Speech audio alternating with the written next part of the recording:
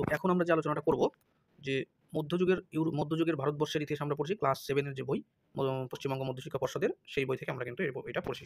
এখানে প্রথম অধ্যায় দ্বিতীয় অধ্যায়ের যে 4 নাম্বার ইউনিট সেই 4 নাম্বার ইউনিট আজকে আমরা পড়ব। 1, 2, 3 তিনটা আমাদের আগে অলরেডি হয়ে গেছে, তোমরা ডেসক্রিপশনে লিঙ্ক দেওয়া থাকবে, সেগুলো তোমরা দেখে নেবে। তো যাই হোক, তো এই 7 এর বই আমরা কেন পড়বো তার জরুরি কি? তার কারণ দেখবে এখানে যে কোশ্চেনগুলো আমরা দেখতে পাচ্ছি সেগুলো কিন্তু পরীক্ষায় আসার মতো প্রশ্ন। তার কারণ আমরা প্রিভিয়াস ইয়ারের যে কোশ্চেনগুলো দেখেছি সেখানে কিন্তু দেখতে পাচ্ছি যে খুব হার্ড কোশ্চেন তেমন না, কিন্তু ট্রিকি টাইপের কোশ্চেন, সেই কারণে অনেক ভুলও হচ্ছে। এই ভুলগুলোকে করা যাবে না, আর এই ভুল না করার জন্য আমাদেরকে ছোটো ক্লাসের বইগুলো কিন্তু পড়তে হবে। তো সেই কারণেই ইউনিট ধরে ধরে কিন্তু আমরা এই ভিডিওগুলো করার চেষ্টা করছি। তো আজকের আমাদের টপিক ইতিহাস, এই ইসলাম ও ভারতবর্ষ।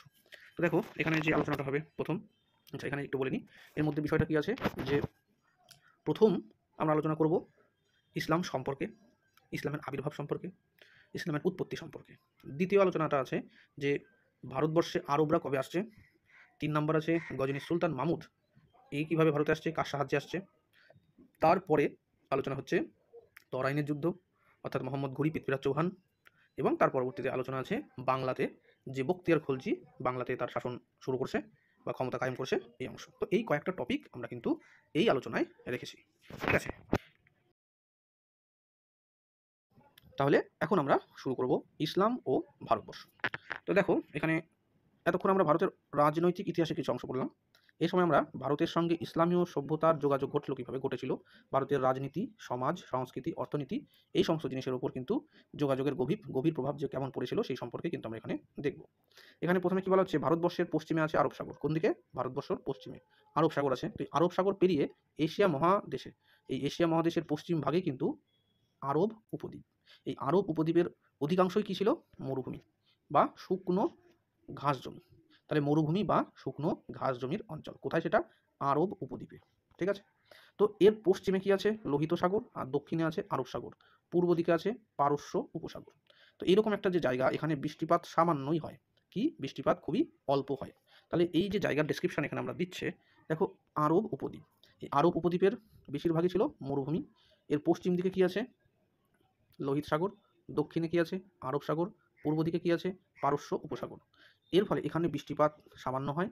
তো এই একটা ডেসক্রিপশন। এবার বলা হচ্ছে যে এখানে দুটো জায়গার কথা, এক হচ্ছে মক্কা আর এক হচ্ছে মদিনা। এই দুটো জায়গা, এই মক্কা এবং মদিনা এখানকার দুটি গুরুত্বপূর্ণ শহর ছিল, ঠিক আছে। তো এই আরব উপদ্বীপের দুটো গুরুত্বপূর্ণ শহর, এই দুটো, এক হচ্ছে মক্কা, 2 নাম্বার মদিনা।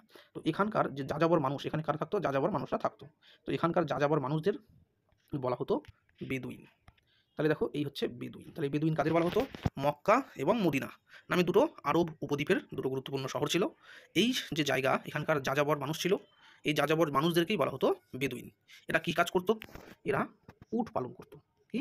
উট পালন করতো বা উট চালাতো, ঠিক আছে। খেজুর আর উটের দুধ এদের অন্যতম খাদ্য ছিল। তো এই বেদুইন যে উপজাতি, তাদের খাদ্য কী ছিল? খেজুর আর উটের দুধ, এই দুটো জিনিস তাদের খাদ্য ছিল। তো এই মানুষেরা নিজেদের আরব বলে পরিচয় দিত।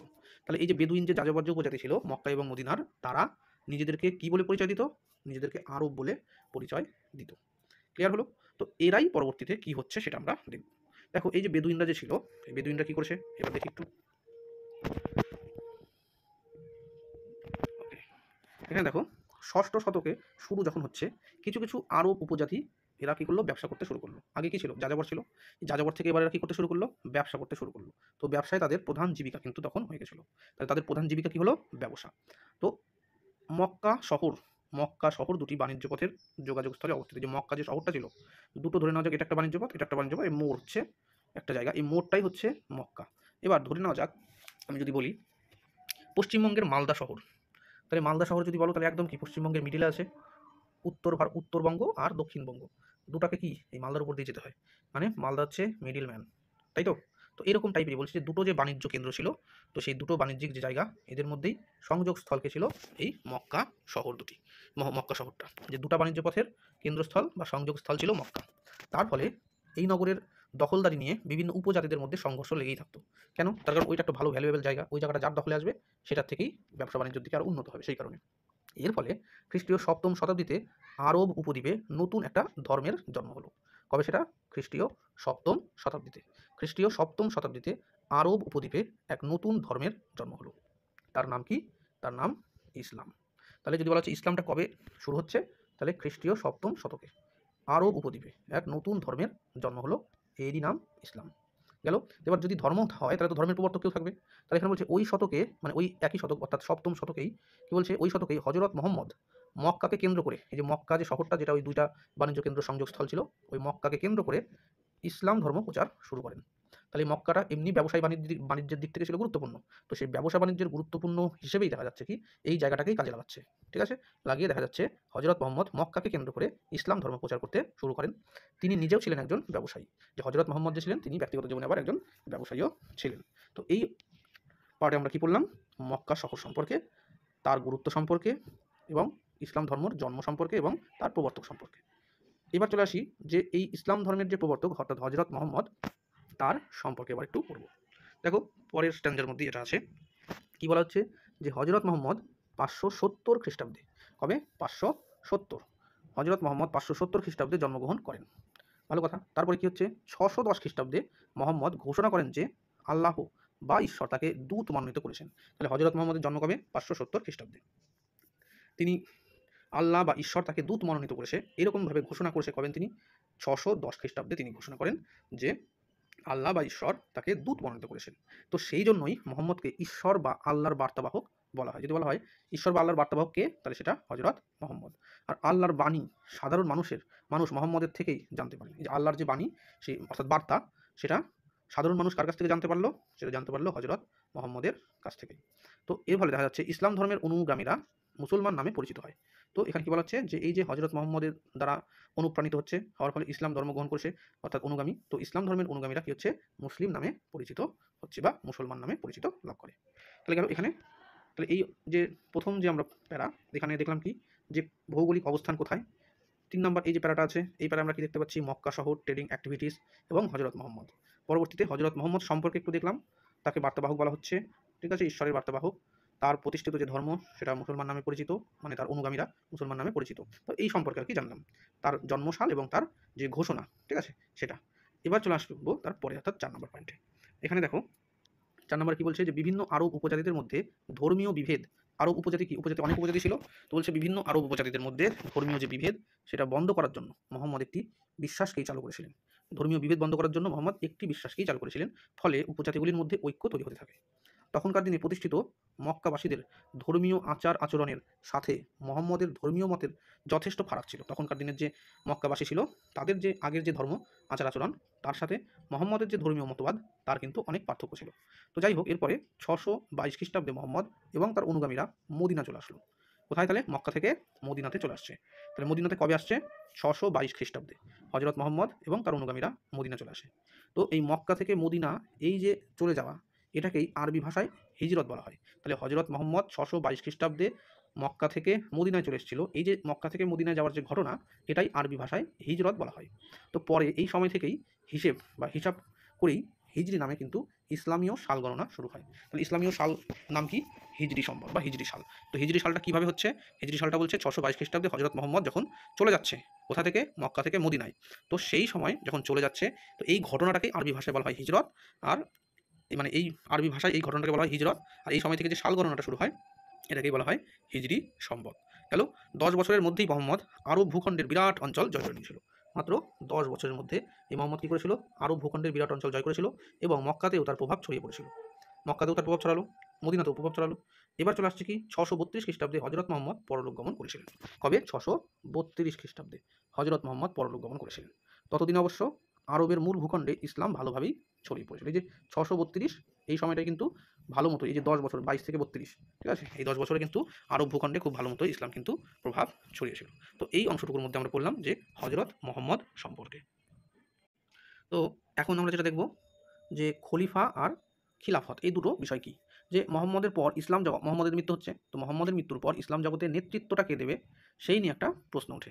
তো যে প্রশ্নটা উঠলো, তখন মুহাম্মদের প্রধান 4 জন সঙ্গী ছিল। তো এরাই কিন্তু একে একে মুসলমানদের নেতা নির্বাচিত হয়েছিল। তো এদেরকেই বলা হতো খলিফা। গেল। যে হযরত মুহাম্মদের মৃত্যুর পর ইসলাম জগতে কে নেতৃত্ব দিবে, সেটা নিয়ে একটা প্রশ্ন উঠলো। তখন দেখা গেল যে হযরত মুহাম্মদের সাথে যে তার যে 4 সঙ্গী ছিল, তারাই কিন্তু এক এক করে এই মুসলমানদের নেতা নির্বাচিত হলো এদেরকেই বলা হয় খলিফা। ঠিক আছে, এই খলিফা শব্দটা কি শব্দ? এটা একটা আরবি শব্দ। তার মানেটা কি? তার মানে হচ্ছে প্রতিনিধি। অর্থাৎ খলিফা শব্দের অর্থ, মানে খলিফাটা একটা আরবি শব্দ, আর এর অর্থ হচ্ছে প্রতিনিধি বা উত্তরাধিকারী। তাহলে এখানে কার উত্তরাধিকারী হবে? এখানে হযরত মুহাম্মদের উত্তরাধিকারী কিন্তু হচ্ছে। ঠিক আছে, তো প্রথম যে খলিফা তার নাম কি ছিল? আবু বকর। এই প্রথম খলিফার নাম কি? আবু বকর। খলিফাই হলেন ইসলামীয় জগতের রাজনৈতিক এবং ধর্মীয় নেতা। তাহলে খলিফাটা কি ছিল? খলিফা তিনি হচ্ছে ইসলামীয় জগতের রাজনৈতিক ও ধর্মীয় কিন্তু নেতা। যেসব অঞ্চলে ইসলাম ধর্মের ক্ষমতা ছড়িয়ে পড়েছে সেইগুলিকে বলা হতো দারুল ইসলাম। দারুল ইসলামটা কি? ইসলামের পবিত্র ভূমি, বা বলা হচ্ছে যেসব অঞ্চলে, তখন তো অনেক দূর পর্যন্ত বিস্তার হয়নি ইসলাম, শুধুমাত্র আরবের মধ্যে সীমাবদ্ধ ছিল। তো এখানে বলা হচ্ছে যে যে ইসলাম ধর্মের ক্ষমতা যেসব অঞ্চলে ছড়িয়ে পড়েছিল সেই জায়গাকে তারা কীভাবে চিহ্নিত করতো? সেটা হচ্ছে দারুল ইসলাম নামে চিহ্নিত করতো। তারপরে বলা হচ্ছে যে খলিফা এই পুরো দারুল ইসলামের নেতা হবে, প্রধান নেতা। এই যে যে জায়গাগুলো ইসলাম দ্বারা ক্ষমতাগুলোকে ছড়িয়ে পড়া হয়েছে, যে জায়গাগুলোকে দখল করা হয়েছে, তো সেই জায়গাকে বলা হচ্ছে দারুল ইসলাম। আর তার যে প্রধান নেতা তিনি হচ্ছেন এই দারুল, অর্থাৎ খলিফা হচ্ছেন এই দারুল ইসলামের প্রধান নেতা। তার অধিকারের অঞ্চলের নাম হচ্ছে খিলাফত। তাহলে খিলাফতটা কি? ইসলাম ধর্মের দ্বারা বা ইসলামের দ্বারা যে জায়গাগুলোকে দখল করা হয়েছিল সেই জায়গাগুলোকেই বলা হচ্ছে দারুল ইসলাম। আর এর প্রধান যে ছিলেন তাকে বলা হতো খলিফা। ঠিক আছে, আর এই অঞ্চলকে বলা হতো খিলাফত। তো এই হচ্ছে খলিফা এবং খিলাফত, অর্থাৎ খলিফার অধীনের যে জায়গা সেটাই হচ্ছে খিলাফত। ঠিক আছে, আর খলিফা কি? খলিফা হচ্ছে প্রতিনিধি, ইসলামীয় প্রতিনিধি বা ইসলামের প্রতিনিধি। ঠিক আছে, বা নেতা। এরকমভাবে আমরা কিন্তু দেখবো। আর প্রথম খলিফার নাম কি? আবু বকর। আর চারজন যে সঙ্গী ছিল হযরত মুহাম্মদের, তারাই কিন্তু পরবর্তীতে নেতা নির্বাচিত হয়েছিলেন, তারাই খলিফা হয়েছিলেন। এখন আলোচনা হবে কোরআন এবং কাবা সম্পর্কে। কোরআন এবং কাবা, ইসলামের যে পবিত্র ধর্মগ্রন্থ তার নাম হলো কোরআন। মুসলমানরা বিশ্বাস করতেন যে কোরআন হচ্ছে আল্লাহর বাণী। তাহলে বোঝা গেল কোরআন হচ্ছে ইসলামের পবিত্র ধর্মগ্রন্থ, তার নাম কোরআন। মুসলমানরা বিশ্বাস করেন যে কোরআন হচ্ছে আল্লাহর বাণী। এবার চলে আসি মক্কা যে জায়গাটা, মক্কায় মসজিদ ই হরম, জায়গাটার নাম কি? মসজিদ ই হরম। এই নামে একটি মসজিদ আছে। তো মসজিদ ই হরম সেটা কোথায় অবস্থিত বা কোথায় আছে? সেটা মক্কাতে আছে। মসজিদ ই হরম আছে কোথায়? সেটা মক্কাতে, মক্কাতে আছে। এবার বলছে এই মসজিদের মাঝখানে কাবা নামে একটা পবিত্র ভবন আছে। যে টোটাল যে মসজিদের যদি বলি এরকম একটা কম্পাউন্ড, তার মাঝে কাবা নামে একটা ভবন গেল। তো এরই আরেক নাম হচ্ছে বাইতুল্লাহ। এই যে জায়গাটা কাবা নামে যে ভবন, এই কাবার অপর নাম কি? বাইতুল্লাহ। তাহলে বাইতুল্লাহটা কার নাম? কাবারই নাম, কাবার নামই হচ্ছে বাইতুল্লাহ। হয়ে গেল। তো এই ভবনের এক কোণে কালো রঙের একটি ছোট পাথর আছে। এই যে ভবনটা, এই ভবনেরই কোনো এক কোণে, সেটা তো এখানে লেখা নেই সেজন্য আমি বলতে পারছি না। তো এই ভবনের কোনো এক কোণে, ঠিক আছে, তোমরা যদি জানো তাহলে অবশ্যই কমেন্ট সেকশনে কিন্তু জানাবে যে কোন কোণে। তো এখানটাতে কি আছে? যে ছোট একটা পাথর আছে। কি? ভবনের এক কোণে কালো রঙের একটি ছোট পাথর আছে, যাকে হাজার উল আসওয়াদ বলা হয়। কি বলা হয়? যে পাথরটা আছে, ধরে নাও যে পাথরটা আছে, সেই পাথরটাকে বলা হয় কি? হাজার উল আসওয়াদ, একে বলা হয় পাথরটাকে। তো এই পাথরটা এই কাবার কোন দিকটাতে আছে সেটা তোমরা যে জানবে অবশ্যই কমেন্ট সেকশনে কিন্তু জানাবে। এটা একটা খুব ভালো ইনফরমেশন হবে। ওকে, তাহলে গেল। তো এই যে হাজার উল আসওয়াদ যে বলা হয় তাকে কাবার দিকে মুখ করে, আচ্ছা এখানে কি বলা হচ্ছে? হাজার উল আসওয়াদ বলা হচ্ছে এই পাথরটাকে।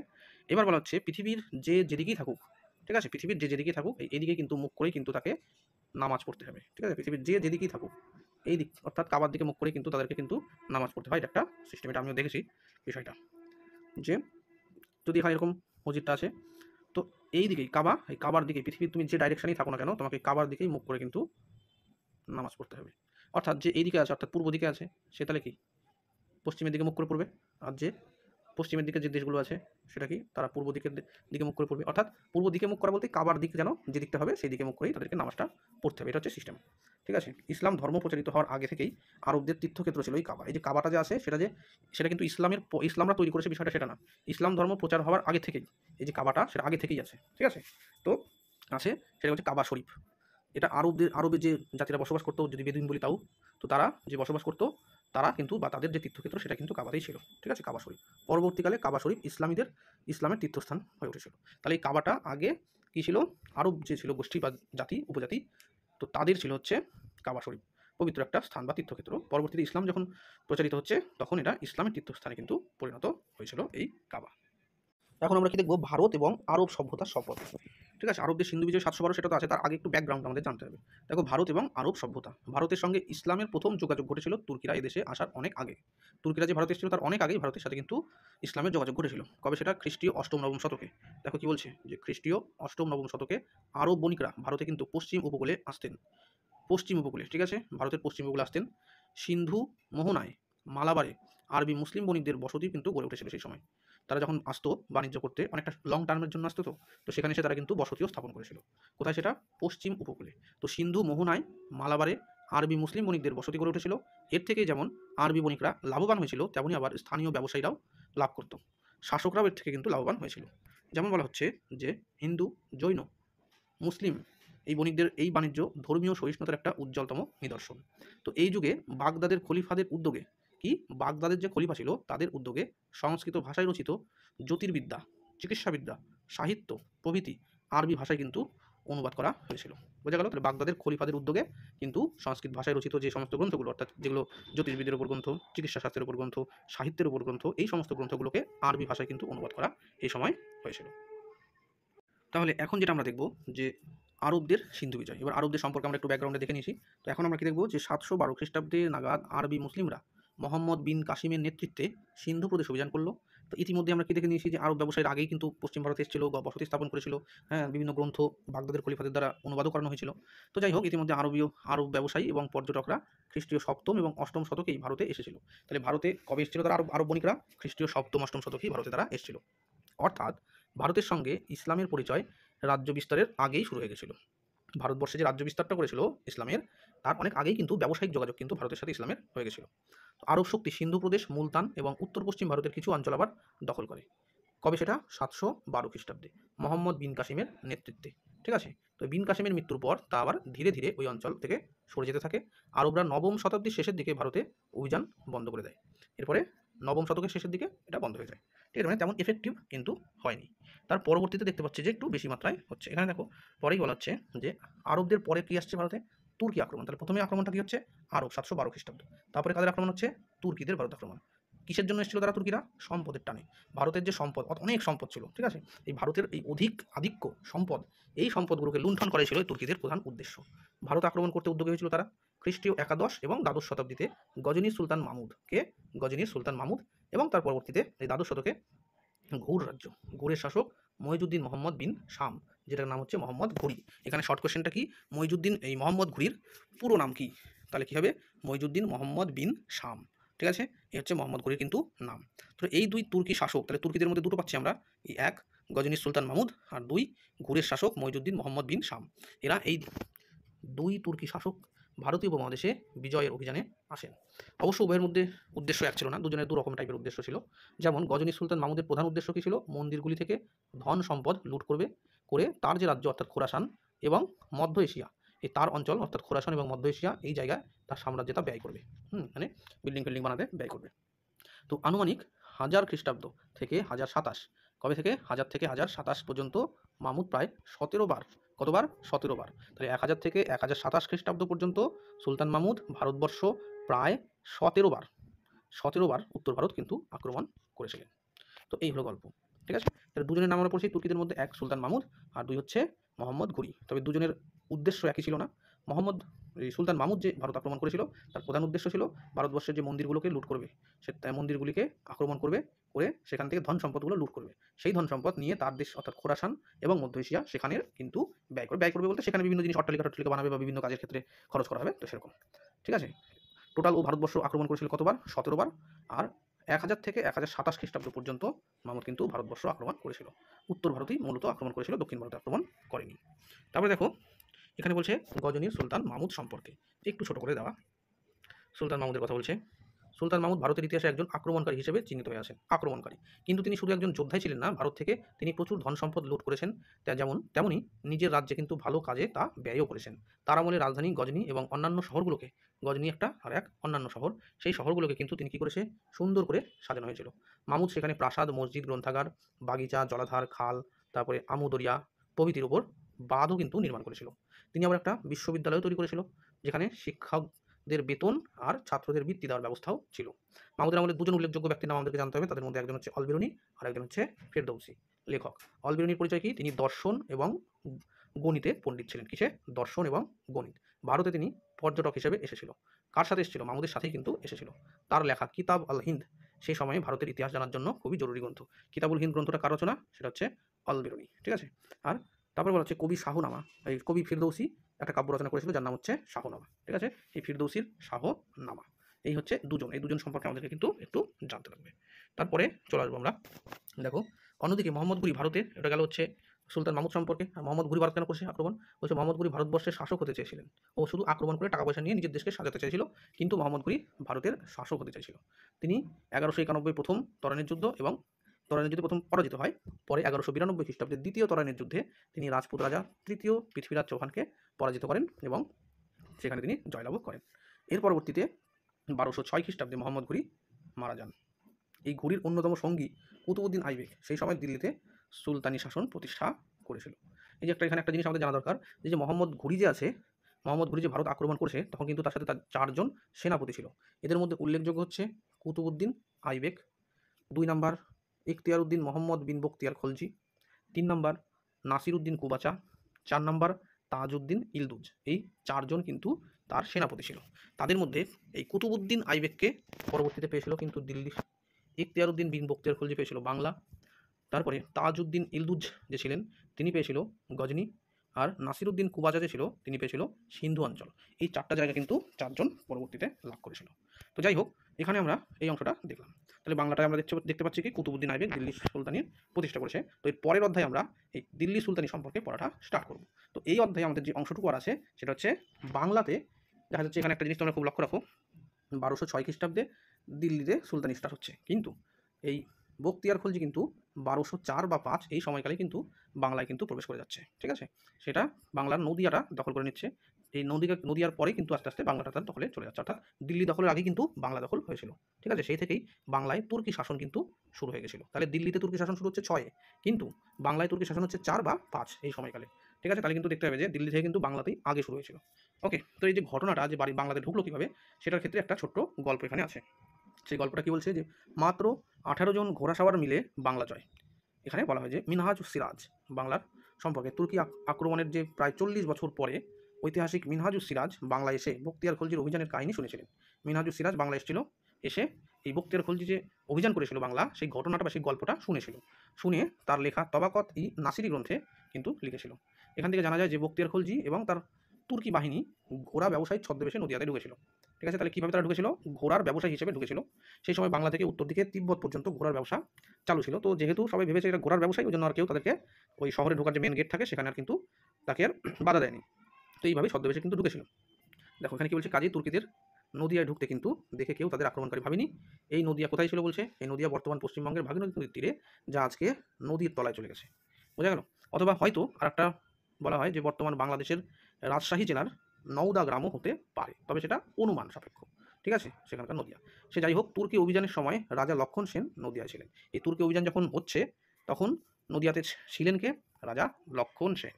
রাজা লক্ষণ সেন। তো যাই হোক, এই গল্পে আছে যে বখতিয়ারের সঙ্গে মাত্র 17 জন সৈন্য ছিল, কিন্তু এই ধারণাটা সঠিক নয়। সেকালে উত্তর ভারত থেকে বাংলায় আসার একাধিক রাস্তা ছিল। তো বিষয়টা হচ্ছে এমন হতেই পারে যে একটা দিকে এরা 17 জন ছিল আর অন্যান্য রাস্তা দিয়ে পিছনের সৈন্যরাও এসেছিল। সাধারণত বিহার থেকে বাংলায় আসার সময় রাজমহল পাহাড়ের উত্তর দিকের পথ ধরেই আসা হতো। এই যে ঘটনাটা, যে রাজমহল পাহাড়ের উত্তরের পথ দিয়ে আসা হতো, গঙ্গা নদীকে পার করে আসতে হতো দিল্লি থেকে এদিকে বাংলায় ঢুকতে গেলে। এটা দেখবে আমার এই চ্যানেলেই একটা শর্টস আছে, ওই যে জায়গাটা রাজমহলের ওই যে নদীর ঘাট, সেটা কিন্তু আমি ওখানে দেখিয়েছি। তোমরা একটু সার্চ করে নেবে, বা যে ওই রিলসগুলো আছে শর্টগুলো চ্যানেলে, ওর মধ্যে একটু স্ক্রলিং করে নিচের দিকে যাবে, দেখবে ওটা দেওয়া আছে, রাজমহলের ঘাটটা পুরোটা দেখানো আছে। ঠিক আছে, তো যাই হোক, সেই জায়গাটায় বর্ণনা করা আছে যে কোন রাস্তা দিয়ে, সেটা আমি মুঘলদের টাইমটা বলেছি, কিন্তু এটা এই সময় থেকেই সেটা সূচনা। যাই হোক, রাজা লক্ষণ সেনও এই পথে কিন্তু তুর্কি আক্রমণ ঠেকানোর জন্য সৈন্য মোতায়েন করেছিলেন। কিন্তু ঘটনাটা হচ্ছে যে বখতিয়ার খলজি তার সৈন্য দলের অনেকগুলি ছোট ছোট ভাগ করেছিল, ভাগ করে ঝাড়খণ্ডের দুর্গম জঙ্গলের মধ্যে দিয়ে বাংলা এসেছিল। সেই জন্য বুঝতে পারেনি যে, মানে অনেকগুলো ধরে নেওয়া যাক 10টা 12টা 15টা করে আলাদা আলাদা দল তৈরি করে দেওয়া হয়েছে, চতুর্দিকে ছড়ানো হয়েছে, আস্তে আস্তে বিভিন্নভাবে শহরে ঢোকার মতো তারা ঢুকছে। এবার ঢুকে তারা অনেক হয়ে গেল, তো সেই রকমভাবে আর একসাথে যদি মার্চ করে ঢুকতে, তাহলে তো সেটা বুঝে যেত। তো সেটা ওই রকম ভেঙে ভেঙে ঢোকানো হয়েছিল। তো এটাই বলা হচ্ছে। তো যখন এসে পৌঁছায়, তো ঘটনাটা কী হয়েছে, দুপুরবেলা ছিল। ঠিক আছে, বৃদ্ধ রাজা লক্ষণ সেন তখন খেতে বসেছিল। তুর্কিরা আসছে শুনে তিনি কোনো প্রতিরোধ না করে পূর্ববঙ্গের দিকে তিনি চলে গিয়েছিল। তো এই হচ্ছে সেই যে দিনটা, সেই দিনের ঘটনা। তো তারপরে আমরা আর একটু সম্পর্কে পড়বো। দেখো যে তুর্কিরা বিনা যুদ্ধে এর ফলে নদিয়াটা জয় করলো। বখতিয়ার নদিয়া ছেড়ে এরপর লক্ষণাবতীর অধিকার করলো। লক্ষণাবতী বলতে বোঝাচ্ছে কি, তার রাজধানী। লক্ষণাবতী বর্তমানে যে মালদা যে জায়গাটা আছে, লখনৌতি, হ্যাঁ, বর্তমান মালদা জেলা, এটার নাম ছিল কিন্তু লখনৌতি। যাই হোক, এই শহরকে সমকালীন ঐতিহাসিকরা লখনৌতি বলে উল্লেখ করেছে। বখতিয়ার খলজি নিজের নতুন রাজ্যকে কয়েকটি ভাগে ভাগ করলো, প্রত্যেকটা ভাগে একজন করে শাসনকর্তা নিয়োগ করলো। করার পর এইসব শাসনকর্তারা ছিলেন তার সেনাপতি। বখতিয়ার খলজি লখনৌতিতে মসজিদ, মাদ্রাসা, সুফি সাধকদের আস্তানা তৈরি করেছিল। গেল। তারপরে কি বলছে, লখনৌতির সীমানা কোন জায়গাটা বলা হচ্ছে, উত্তরে হচ্ছে দিনাজপুর জেলার দেবকোট থেকে রংপুর শহর, দক্ষিণে পদ্মা নদী, পূর্বে তিস্তা এবং করতোয়া নদী এবং পশ্চিমে বখতিয়ার খলজির অধিকৃত বিহার পর্যন্ত বিস্তৃত। ঠিক আছে, এই যে টোটাল জায়গাটা ইনক্লুডিং এর মধ্যেই কিন্তু মালদা পড়ছে। তোমরা যদি ম্যাপটা দেখো, টোটাল এদিকে হচ্ছে দেবকোট। দেবকোট বলতে কি বোঝাচ্ছে, বর্তমানে দেখবে গঙ্গারামপুর একটা জায়গা আছে দক্ষিণ দিনাজপুরে অবস্থিত। ঠিক আছে, তো এই দক্ষিণ দিনাজপুরের যে গঙ্গারামপুর জায়গা, তারই পূর্ব নাম ছিল হচ্ছে দেবকোট। তো এই দেবকোট দিনাজপুর জেলা, দিনাজপুর জেলা কেন বলা হচ্ছে, তখন তো আর বাংলা ভাগ ছিল না, এখন তো বাংলাদেশ ভারত ভাগ হয়ে গেছে। তো যাই হোক, তো এখানে কি বলা হচ্ছে, দিনাজপুর জেলার দেবকোট থেকে রংপুর শহর, দক্ষিণে পদ্মা নদী, পূর্বে তিস্তা, করতোয়া নদী আর পশ্চিমে বখতিয়ার খলজির অধিকৃত বিহার পর্যন্ত বিস্তৃত ছিল। এরপর বখতিয়ার খলজি কি করলো, বাংলার দখলটা হয়ে গেল, জায়গাটা টোটালটা চলে আসলো তিব্বতের দিকে গেল। আলী মেজ বলে একজন ছিল, যার সাহায্য নিয়ে গেছিল, পরবর্তীতে সেই আলী মেজ তাকে বিট্রে করে দিয়েছিল। খুব শোচনীয়ভাবে সেখান থেকে পালিয়ে আসতে হয়েছিল, অনেকজন মারা গেছিল, শেষ পর্যন্ত তিনিও মারা যায়। তো যাই হোক, এখানে কি বলা হচ্ছে, দেখো তিব্বত আক্রমণ করে রাজ্য বিস্তার করার চেষ্টা করেছিল ওইদিকে, মানে পাহাড়ি এলাকাতে, কিন্তু সেই চেষ্টা সফল হয়নি। কোনো রকমে প্রাণে বেঁচে এসেছিল, অনেক সৈন্য মারা গেছিল। ঠিক আছে, তো যাই হোক, এটা গেল। তো 1206 খ্রিস্টাব্দে বখতিয়ার খলজি তারপরে কিন্তু মারা যায় 1206 খ্রিস্টাব্দে। বাংলায় তুর্কি অভিযানের একটা অধ্যায় এর মাধ্যমে শেষ হচ্ছে। এই একই সময়ে পূর্ববঙ্গে রাজা লক্ষণ সেনেরও মৃত্যু হয়েছিল। রাজা লক্ষণ সেনের তার মৃত্যু হয়েছিল কবে, 1206 খ্রিস্টাব্দে, এরকমভাবে মৃত্যু হয়েছিল। তো এবার আর একটু একটা অংশ, লাস্ট একটা অংশ আমরা দেখবো এই ভিডিওতেই। দেখো, পরবর্তী খেলাফত। পরবর্তী খেলাফত বলতে খলিফাদের কথা বলা হচ্ছে, যে প্রথম তো 4 জন ছিল, এই প্রথম 4 জনের পরের ঘটনাটা কি ঘটলো। এই যে প্রথম 4 জন খলিফা তো ছিল, হযরত মুহাম্মদের মৃত্যুর পর তার 4 জন সঙ্গী ছিল, তাদেরকে এক এক করে খলিফা বানানো হয়েছিল। আবু বকর ছিল প্রথম। তো তারপরে তাদের মৃত্যুর পর কি ঘটনা ঘটলো, এরপরে খলিফা যে পদটা, সেটা কয়েকটা রাজবংশের হাতে চলে যায়। এদের মধ্যে উল্লেখযোগ্য কি, উমাইয়া, আব্বাসিয়া, ফতিমিদ, অটোমান। এই 4টা, 1 2 3 4। তাহলে উমাইয়া, আব্বাসিয়া, ফতিমিদ আর অটোমান, এই সাম্রাজ্য মানে এই যে রাজবংশ, এদের হাতে এই পদটা চলে যায়। ঠিক আছে, তারপরে দেখো বলা হচ্ছে উমাইয়া যে ছিল, উমাইয়া খিলাফত, এরা 661 থেকে 750 পর্যন্ত গড়ে উঠেছিল সিরিয়ার দামাস্কাসকে কেন্দ্র করে। তাহলে সিরিয়ার দামাস্কাসকে কেন্দ্র করে উমাইয়া গোষ্ঠী। তারপরে আব্বাসিয়া খিলাফতরা 750 থেকে 1258। এটা রাজধানী ছিল কি, বাগদাদ। বাগদাদের খলিফা, তাহলে বাগদাদের খলিফারা কোন বংশ, আব্বাসীয় খলিফা। তারপরে চলে আসছে খলিফা আল হারুন আল রশিদ। এই খলিফা আল হারুন আল রশিদ আব্বাসীয়দের মধ্যে বিখ্যাত খলিফা ছিল। আব্বাসীয় খলিফাদের মধ্যে বিখ্যাত আল হারুন আল রশিদ। গেল। আব্বাসীয়দের ক্ষমতা শেষের কয়েক শতক কমে যায়। বলছে ক্ষমতা শেষ কয়েক শতকে কমে গেছিল, তখন মিশরে ফাতিমিদ খিলাফত শুরু হয়েছিল, 909 থেকে 1171 এর শাসক ছিলেন। এবং ওই সময়ে উমাইয়ারাও আবার স্পেনে খিলাফত প্রতিষ্ঠা করেছিল 929 থেকে 1031। অটোমানরাও তাদের খিলাফত প্রতিষ্ঠা করেছিল, সেটা 1517 থেকে 1924 পর্যন্ত ছিল। এই 1924-এ যে খলিফাতন্ত্র উচ্ছেদ আমরা পড়েছি প্রথম বিশ্বযুদ্ধের পর, তাই না, ওই জায়গাটা। তো যাই হোক, এইভাবে খলিফা এবং খিলাফতের ধারণা কিন্তু চলেছিল। তো এই হচ্ছে আমাদের ইউনিট কিন্তু কমপ্লিট। ঠিক আছে, তো আমরা এইভাবে কিন্তু একটু দেখবো, অনেকটা লেন্দিও হয়ে গেল ক্লাসটা। তো যাই হোক, তোমরা একটু স্পিড বাড়িয়েও দেখতে পারো। তো এইভাবে আমরা কিন্তু এই প্রথম যে অধ্যায় সেটা কমপ্লিট করলাম। এর পরের যে অধ্যায় আছে, এর পরের অধ্যায় থাকবে যে দিল্লি সুলতানি। ঠিক আছে, এবং মুঘলদের রাজনৈতিক ইতিহাসটা থাকবে। তো ওটা নিয়ে পরবর্তীতে আমরা আবার খুব শীঘ্রই কিন্তু ক্লাসটা তৈরি করব। তোমরা ডেসক্রিপশন থেকে এর লিঙ্কগুলো পেয়ে যাবে, কী ধরনের কোশ্চেন হয় বা এর মক টেস্ট টাইপের কিছু জায়গা আমি কিন্তু দিয়ে রাখবো, তোমরা ওখান থেকে দেখে নেবে। তো এখনকার মতো এখানেই সমাপ্ত করলাম। Thank you.